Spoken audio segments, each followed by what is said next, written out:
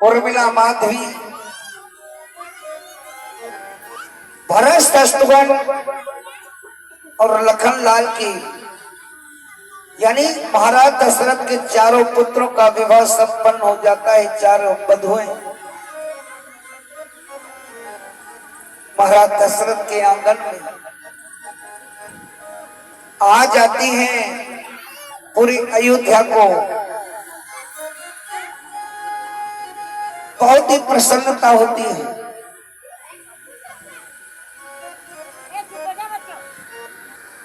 अयोध्या की नारियां, अयोध्या की नारियां झूम झूम के अपनी प्रसन्नता को प्रकट करती है।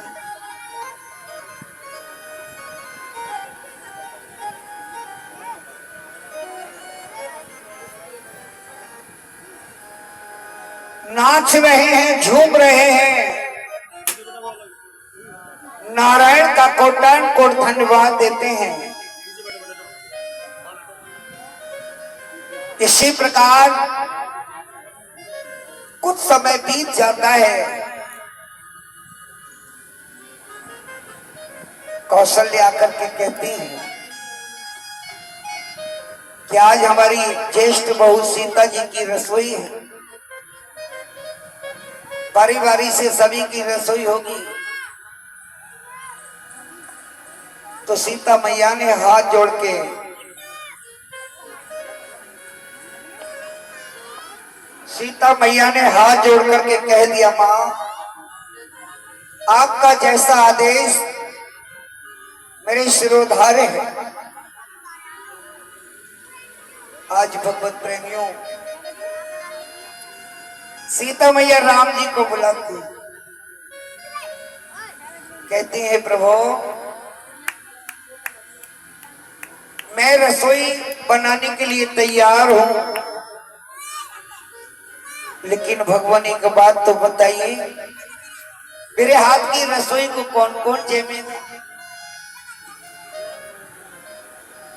भगवान ने कहा हम समझे नहीं कि रसोई तो हम तैयार करेंगे, लेकिन जमने वाले हमारी पसंद से। क्यों? हाँ भगवान,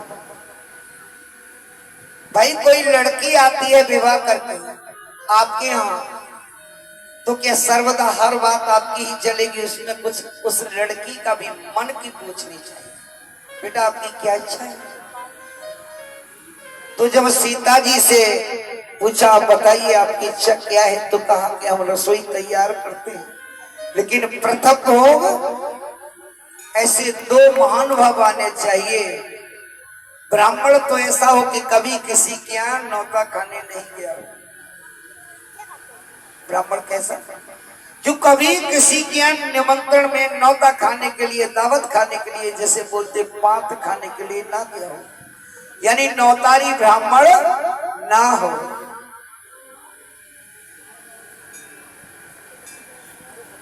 लेकिन नौतारी ब्राह्मण, ठीक है मैं प्रयास करूंगा। और एक ऐसा ऋषि होना चाहिए जिसने भी कभी किसी के यहां पर भिक्षा नहीं मांगी, जो अतृप्त हो, जो कि मेरे भोज को जितना मैं भोज तैयार करूं, जितनी रसोई बनाऊं, तो ये दोनों ब्राह्मण उसे रसोई को भी श्राप लगा दे, यानी खा ले, इतना खाने वाले होने चाहिए। मैया को अहंकार हो गया। क्या हुआ था? सीता मैया ने विचार किया कि उनके पास क्या था?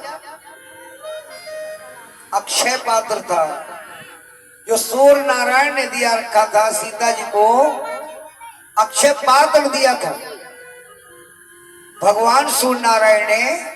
जब सभी देवी देवताओं ने कुछ न कुछ पुरस्कार दिया, तो मेरे सूर्य नारायण ने उनको अक्षय पात्र दान दिया था। बोलिए गोविंद भगवान। तो मैया ने विचार किया क्यों ना इसका परीक्षण कर लिया जाए। अक्षय पात्र का मतलब क्या होता है? अक्षय पात्र का मतलब है जिसमें कभी भोजन क्षय नहीं हो। लेकिन उसमें भी एक शर्त थी, जो अक्षय पात्र जिसने इस्तेमाल किया है, अगर उसने भोग लगा लिया पहले तो उसमें से फिर कुछ नहीं निकलेगा। और जब तक उसको भोग नहीं लगाया उसने स्वयं को,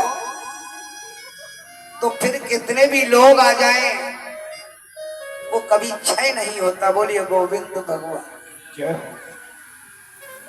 सीता मैया ने विचार किया क्यों ना इसका परीक्षण किया जाए। सूर्य नारायण ने सोचा कि ये मेरे अक्षय पात्र का परीक्षण कर रही है, कोई बात नहीं। अहंकार नहीं होना चाहिए। राम ने अपनी पत्नी का भी अहंकार नष्ट कर दिया था, भाई लक्ष्मण का भी अहंकार नष्ट किया। तो हम बार बार इस मन से एक ही बात, एक ही चरणों में आप लोगों की प्रार्थना करते हैं कि कभी इंसान को अहंकार नहीं करना चाहिए। नाश की मूल निशानी क्या है? अहंकार है, ये मूल निशानी है। तो वही भगवत प्रेमियों ने, राम जी ने कहा ठीक है मेरी पत्नी को अहंकार हो गया है, तो इनका अहंकार समाप्त करने के लिए किसको बुलाया? रावण को बुलाया। रावण को बुलाया, आमंत्रित किया। रावण ने कहा वैसे मैं आज तक तो कहीं गया नहीं हूं, लेकिन राम जी यदि आप आग्रह कर रहे हैं तो मैं सीता बेटी के हाथ की रसोई को चखने अवश्य आऊंगा। बोलिए गोविंद भगवान जय हो। और ये सत्य है। अयोध्या में 2 बार रावण आया था। एक आज आया, इससे पहले भी रावण आए थे। पहले कब आए किसी को पता है? लंकेश राम जी के विवाह से पहले, राम जी के जन्म से पहले अयोध्या में आए थे। जब ये कथा चली रही है तो चलते चलते इस पर भी प्रकाश डालें। हाथ उठाइए किसी ने ये कथा सुनी है? अमित जी नहीं सुनी ना? तो आइए, क्योंकि मुझे उसी कथा में कहने में आनंद आता है जो ना सुनी हो। अनछुई कथा इसलिए कहनी चाहिए कि हमें नई ज्ञान है। तो आइए, बात उस समय की है कि जब रावण का आतंक चहु ओर व्याप्त था। भगवान का अवतार जब ही तो हुआ है? जब जब होए धर्म की हानि, पाड़े अधम असुर अभिमानी, तब तब राम मनुज तन धरहि, भक्त हेतु लीला बहु। राम का अवतार नहीं हुआ, चरम पर पहुंच गया था लंकेश का आतंक, कहना चाहिए। मेघनाथ, कुंभकर्ण इत्यादि भाइयों को भेज करके, पुत्रों को भेज करके वो ऋण वसूली करता था, यानी लोगों से जबरदस्ती दान लेता था। ये तो आप सभी ने सुना होगा कि वो ऋषियों से भी कुछ नहीं मिलता तो कमंडल चिमटा छीन लेता था, टैक्स के रूप में, कर के रूप में। और कुछ भी नहीं मिलता था तो उनका लहू निकाल लेता था। बेटा संतोष, खून निकाल लेता था। निकलवाना हो तो बताओ। लहू निकाल लेता था ये, और लहू का ही परिणाम है कि सीता जी का अवतार हुआ। सीता जी कहां से आई? सप्त ऋषियों के जो आश्रम में रहती थी, मेढ़की से बनी मंदोदरी है। और मंदोदरी की पुत्री कौन? सीता जी। सीता कैसे जन्मी? सप्त ऋषियों की सेवा करते हुए। जब उनका लहू लाया खींच करके तो उसमें से एक घूंट मंदोदरी ने पिया था। ये भी कथा है। ऐसे प्रसंग है इस रामायण में, मैंने कल बताया था, जो अनछुए प्रसंग है।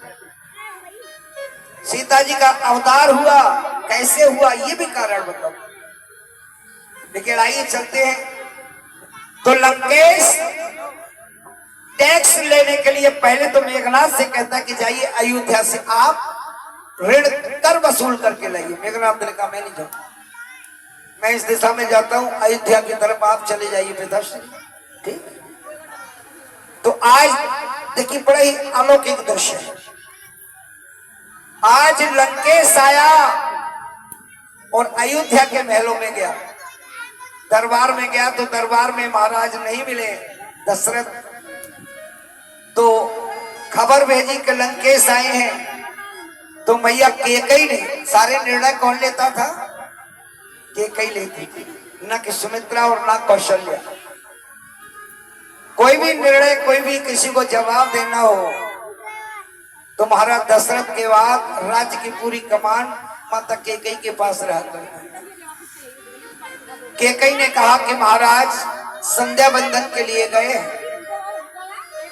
दिशा पूछी कौन सी दिशा में, तो बता दिया।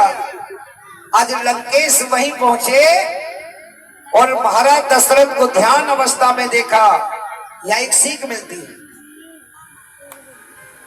यहां पर सीख ये मिलती है कि कभी कभी किसी भी समय आप कहीं जाएं और यदि कोई ध्यान कर रहा हो तो उसे बीच में न टोके, इसे पातक लगता है। लंकेश इस बात को जानते थे। भगवत प्रेमियों, लंकेश ने क्या विचार किया, ये तो साधना में बैठे हुए, और क्यों ना जानते, 14 विद्याओं का प्रकांड पंडित थे। महाराज दशरथ को ध्यान अवस्था में देखा तो लंकेश ने मौन रहकर ही प्रतीक्षा करना उचित समझा। भगवत प्रेमियों, कुछ ही क्षणों प्राण महाराज का एक नया कार्य प्रारंभ हुआ। महाराज ने क्या किया कि रेत पर एक रेखा अंकित की और रेखा अंकित करके एक धनुष बनाया रेत पर। वहां कुछ था नहीं, धनुष बनाया, उस पर बाण चढ़ाया रेत का ही, और ऐसे उंगली से चला दिया। जैसे ऐसे धनुष बनाया, उस पर बाण चढ़ाया, प्रतंजा बनाई रेत की और उस पर बाण चढ़ा करके ऐसे उंगली से चला दिया। रावण देख रहा था। रावण क्या कर रहा था? देख रहा था। कुछ देर और मौन खड़ा रहा। जब संध्या भंग हुई, संध्या वंदन से उन्होंने नेत्र खोले तो आज भगवत प्रेमियों लंकेश को देखा तो लंकेश को प्रणाम किया और लंकेश से आने का कारण पूछ लिया। बोलिए गोविंद भगवान। कहिए लंकेश कैसे आना हुआ? तो आज जो रावण कर लेने के लिए आया था, टैक्स लेने के लिए आया था दशरथ से, वो टैक्स लेना तो भूल गया। उसने एक सवाल कर दिया कि एक बात बताइए कि आपने ये क्या खेल खेला कि आपने रेत का धनुष बाण बनाया, उंगली से यूं कर दिया? आप तपस्या कर रहे थे या खेल खेल रहे थे? रावण ने जब कहा कि आप खेल खेल रहे थे तो महाराज दशरथ मुस्कुराए और कहने लगे नहीं, ऐसी कोई बात नहीं। मैंने धनुष बाण इसलिए रेखांकित किया क्योंकि सरयू के उस पार एक गाय को सिंह मारने आ रहा था। वो जल पी रही थी, पीने आई थी, पीछे पीछे सिंह आ रहा था, कहीं वो सिंह उस गाय को न मार दे। तो मैं राजा हूं, चाहे ध्यान अवस्था में हूं चाहे स्वप्न अवस्था में हूं, राजा का एक परम कर्तव्य होता है वो हर स्थिति में अपनी प्रजा की सहायता करे। बोलिए गोविंद भगवान जय। तो महाराज तो आपने ये कौन सी सहायता कर दी?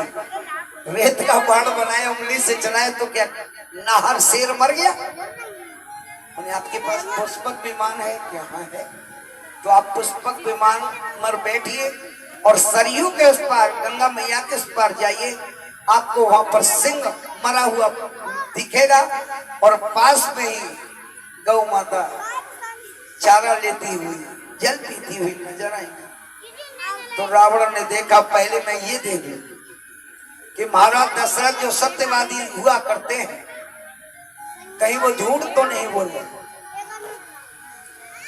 रघुवंश की चादर में ये कालमा तो नहीं मर रहे हैं, सूर्यवंश में कहीं झूठे तो नहीं पैदा हो गए।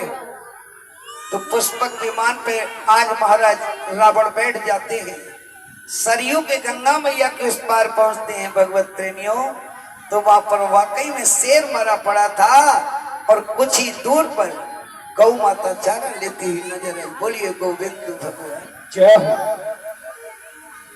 रावण भयभीत हो गया। रावण ने कर मांगना उचित नहीं समझा कि जो रेत से धनुष बाण बना करके बिना देखे ध्यान अवस्था में किसी को मार सकता है, तो उस पर विजय पाना संभव नहीं, असंभव है। और मैं ऐसे राजा से कैसे टैक्स यानी कर ले सकता हूं? उल्टे पांव वापस आ गए और दोबारा कब गए? जब राम जी ने उन्हें आमंत्रित किया। बोलिए गोविंद भगवान जय। और दूसरे किसको बुलाया? लौट के आते हैं सीता की रसोई की तरफ। आपने सुना होगा जिसने कि 3 अंजलि में समुद्र को पी लिया था। कौन थे ऐसे ऋषि? जानते हैं आप?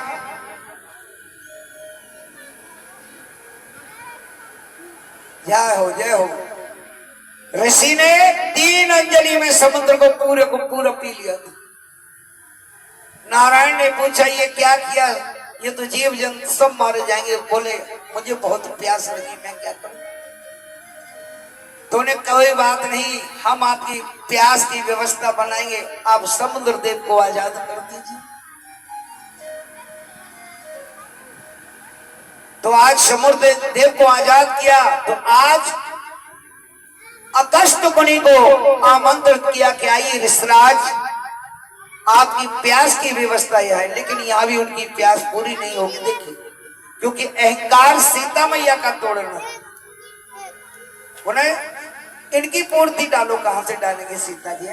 जिसने 3 अंजलि में समुद्र का पान कर लिया, तो वो बुलाए। दोनों ही देव महान विभूति आ गई। सीता जी ने अच्छे पात्र से प्रार्थना की, लाइए स्वादिष्ट भोजन दीजिए। स्वादिष्ट भोजन आते रहे और उधर दोनों ही ब्रह्मदेव जो थे खाते रहे, वो लाते रहे, खाते रहे, लाते रहे, खाते रहे। अब जहां समुद्र की अथा इतना पेट था वो, जिसमें समुद्र पी लिए हो, उसमें भोजन क्या करता? ठीक है, भोजन की कमी नहीं पड़ी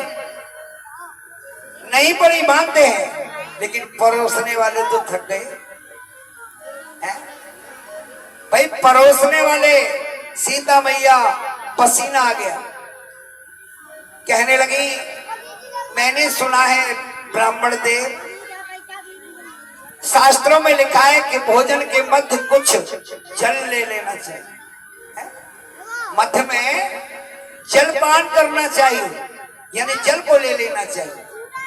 ये नियम है भाई। शास्त्रों के हिसाब से जब आप खाना खा रहे हैं तो बीच में आधा भोजन हो जाए तो पानी पी लेना चाहिए। ये मैं नहीं कहता, शास्त्र कहते, सीता जी कहते कि हाँ बिटिया ये तो बात सत्य है, लेकिन आधा तो हो जाए। सीता ने कहा कि जलपान करने ना चाहिए, तो ऋषिराज ने कहा आप सत्य कहते हैं देवी, लेकिन अभी आधा कहाँ हुआ है?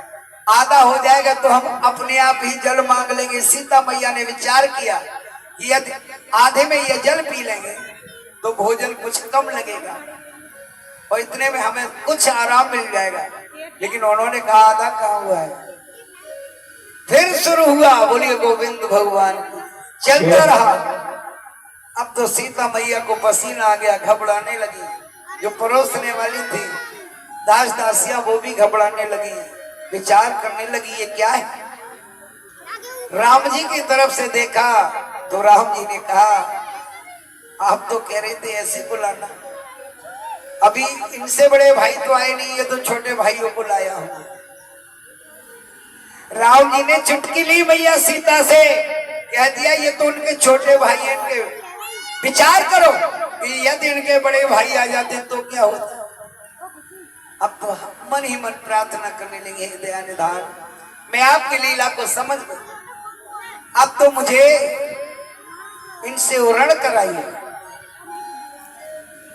तो कहा तुलसा जी का एक दल ले जाइए और तुलसी दल डाल करके दोनों को थोड़ा थोड़ा गंगा जल दे दीजिए या खीर में दे दीजिए, किसी भी तरह से ये तुलसी दल इनके पेट में पहुंच जाना चाहिए। बोलिए गोविंद जय। वही किया तो उन्होंने अगस्त मुनि ने कहा ये कह रहा हूं तूने चिंता ना करो, अगले युग में मैं आपकी जलापूर्ति तो अवश्य कर दूंगा, अन्नपूर्ति नहीं की तो जलापूर्ति अवश्य कर दूंगा। बोलिए गोविंद जय। ये थी सीता की रसोई। सीता की रसोई हुई, आनंद आ गया। कुछ दिनों के उपरांत महाराज दशरथ ने कुल गुरु वशिष्ठ जी के चरणों में बैठ करके एक विचार विमर्श किया। कहा कि हे गुरुदेव आप तो जानते ही हैं प्रभु की कृपा से मेरी सभी मनोकामनाएं पूर्ण हुई, संपूर्ण सुख मुझे मिल चुके हैं और चारों पुत्रों के रूप में मुझे परम सुख भी मिल गया है। बोलिए गोविंद भगवान। तो अब क्या चाहते हैं? अब तो हे दया निधान मैं परम सुख देने वाले के चरणों में बैठ करके उनका धन्यवाद देना चाहता हूँ, उनका भजन करना चाहता हूँ और ये राज वैभव इनसे मैं छुटकारा पाना चाहता हूँ। आप अपनी राय बताइए। तो महाराज की ये बात सुनकर के वशिष्ठ जी ने कहा कि आपका विचार उत्तम है और उत्तम कार्य करने के लिए कभी विलंब नहीं करना चाहिए। यहाँ एक सीख मिलती है। शास्त्र कहते हैं बुरा काम जितना टाला जाए टाल देना चाहिए और अच्छा कार्य जितना जल्दी किया जाए कर लेना चाहिए, क्योंकि काल करे सो आज करे, आज करे सो अब, पल में परले होएगी बहुर करेगो।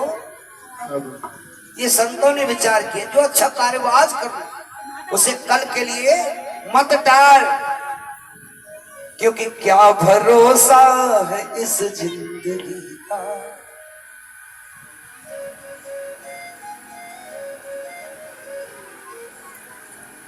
कहा है संतों ने कि क्या भरोसा है इस जिंदगी का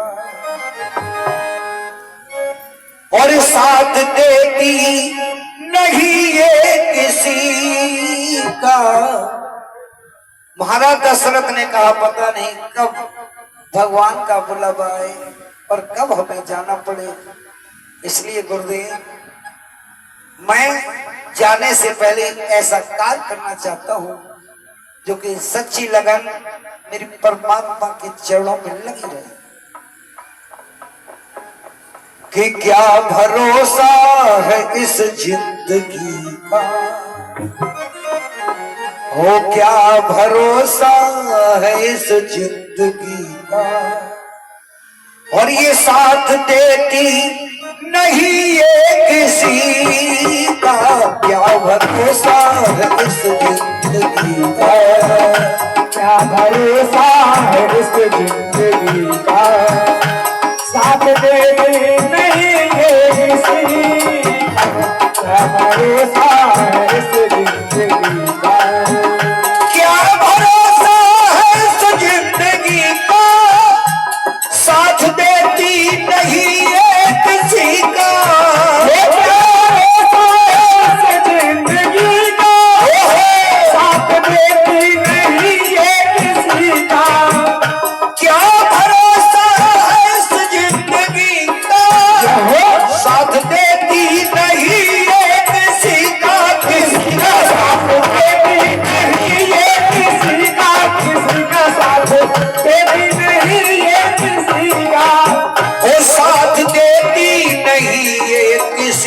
का, साथ देती नहीं ये किसी का, ओ साथ देती नहीं ये किसी का, साथ देती नहीं ये किसी का, राम का नाम जप ले तो बंदे, ओ राम का नाम जप ले तू बंदे, कृष्ण का नाम जप ले तो बंदे, ओ कृष्ण का नाम जप ले तू बंदे, हो राम का नाम जप ले तू बंदे, अरे राम का नाम जप ले तू बंदे, मौत पर जोर चलता नहीं है,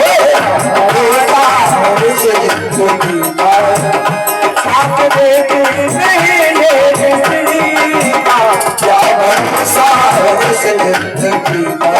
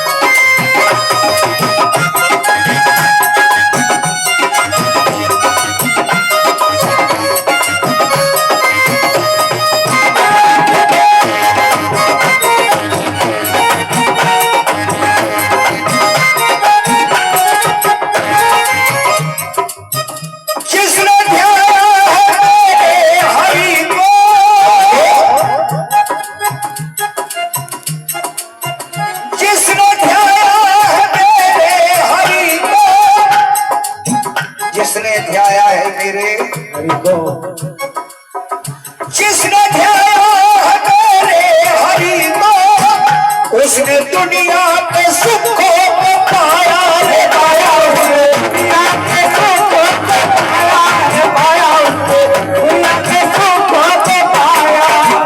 जिसने ध्याया है मेरे हरि को, उसने दुनिया के सुखों को पाया,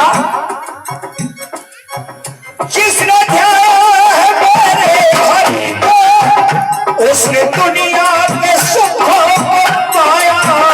जिसने ध्याया है मेरे हरि को, उसने दुनिया के सुखों को पाया, उसने दुनिया के सुखों को पाया, उसने दुनिया के सुखों को पाया, और उसने दुनिया के सुखों को पाया।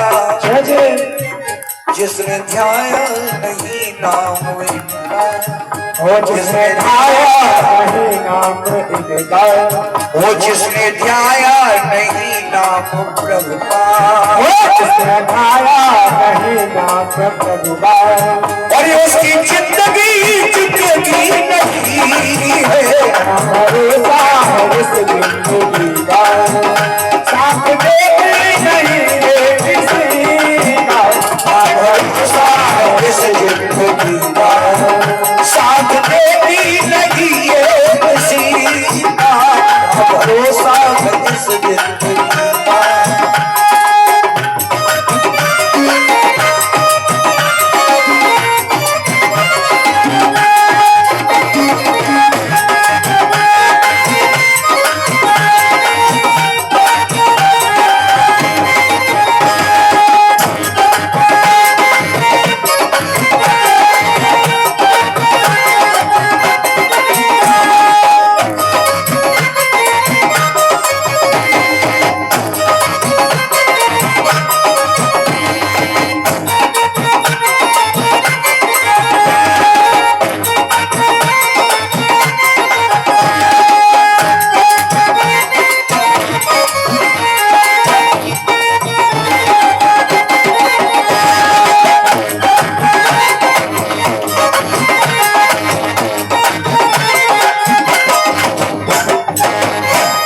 गोविंद भगवान की जय हो, जय जय श्री राम। राधे। आज स्पष्ट कर दिया महाराज दशरथ ने कि हे प्रभु अब मेरी जिंदगी का क्या भरोसा है।